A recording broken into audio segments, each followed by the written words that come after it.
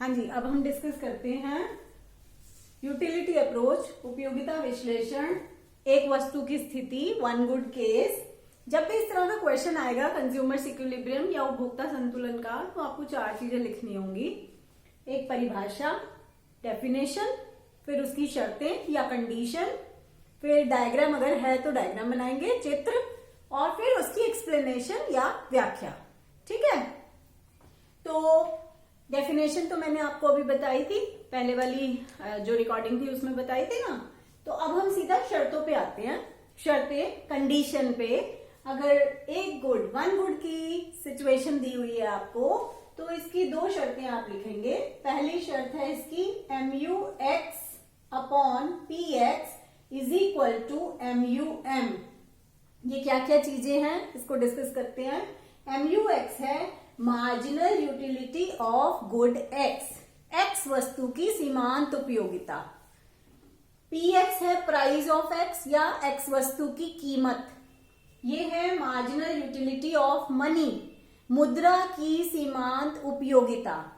अब हम मान के चलते हैं, एज्यूम कर लेते हैं कि मार्जिनल यूटिलिटी ऑफ मनी 1 है और वो चेंज नहीं होगी। इट इज कांस्टेंट, वो स्थिर है, 1 के बराबर है। तो अगर मैं यहाँ 1 सब्स्टिट्यूट कर दूं तो इस कंडीशन को मैं ये भी लिख सकती हूँ MUX is equal to PX, marginal utility of X is equal to price of X।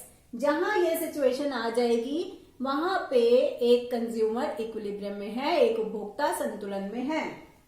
Second condition है इसकी law of diminishing marginal utility, law of diminishing marginal utility holds true, या हिंदी में आप बोलोगे ह्रासमान सीमांत उपयोगिता नियम लागू होता है। Law of diminishing marginal utility होना चाहिए, मतलब जैसे जैसे आप गुड X ज्यादा लेते जाओ उसकी मार्जिनल यूटिलिटी डिक्रीज होनी चाहिए। तब अगर ऐसी सिचुएशन मार्केट में हो तो कंज्यूमर इक्विलिब्रियम में है। तो ये दोनों कंडीशन लिखेंगे, पहले डेफिनेशन लिखेंगे फिर ये कंडीशन लिखेंगे, फिर इसका मैं एक डायग्राम बनाती हूँ, वो डायग्राम बनाएंगे और फिर उसको एक्सप्लेन करेंगे। तो डायग्राम में आपको दो चीजें MUX is equal to PX दिखाना है। ठीक है, तो इस तरफ X एक्सिस, इस तरफ Y एक्सिस। इस तरफ हम लिखते हैं गुड X या X वस्तु, और इस तरफ हम लिखते हैं marginal utility of X upon price of X। ठीक है, अब ये जो प्राइस ऑफ X है ये तो चेंज नहीं होता। ये अगर फिक्स, अगर 5 रुपए है X वस्तु की कीमत तो वो चेंज नहीं होगी।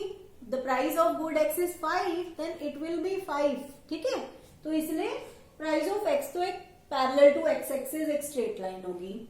मार्जिनल यूटिलिटी ऑफ X हमें पता है वो डिक्रीज होती है, तो डिक्रीजिंग का कर्व इस तरह से बनता है, ये डिक्रीज हो रही है। मार्जिनल यूटिलिटी ऑफ X ये डिक्रीज कर रही है। जहां ये दोनों आपस में इंटरसेक्ट करेंगे, this is your consumers equilibrium point, उपभोक्ता संतुलन बिंदु, कंज्यूमर्स इक्विलिब्रियम पॉइंट या उपभोक्ता संतुलन बिंदु। ठीक है, अब इस रीजन की अगर मैं बात करूं तो यहाँ पे marginal utility of X more than है प्राइस ऑफ X के, और अगर मैं इस रीजन की बात करूं तो यहाँ marginal utility of X is less than price of X। यही हमें अब एक्सप्लेन करना है कि ना तो कंज्यूमर यहाँ खुश है, ठीक है, जब मोर देन है, और ना ही कंज्यूमर यहाँ खुश है जब लेस देन है।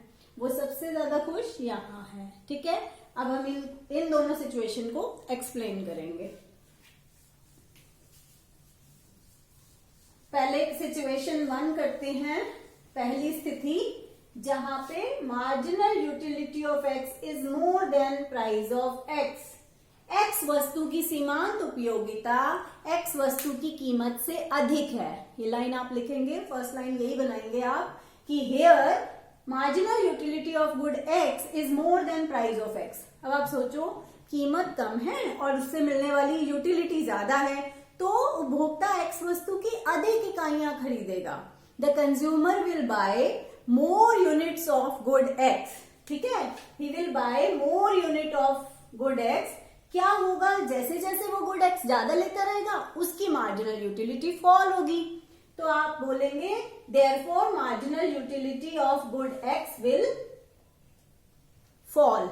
ठीक है, so he will keep on buying more amount of good X till marginal utility of x becomes equal to good x, or price of x।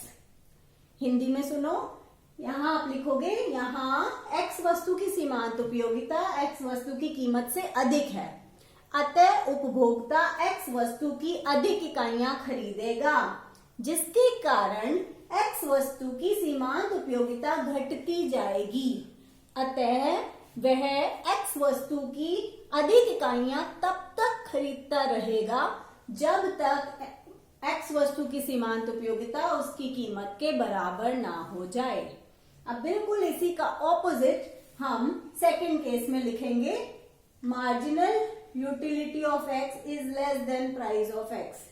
पहले एक बार इंग्लिश में एक्सप्लेनेशन समझ लो। Here marginal utility of x is less than price of x, so consumer will decrease the consumption of good x। उसको utility कम मिल रही है और प्राइस उसको ज्यादा देना पड़ रहा है, so he will decrease the consumption of x, he will buy less of good x।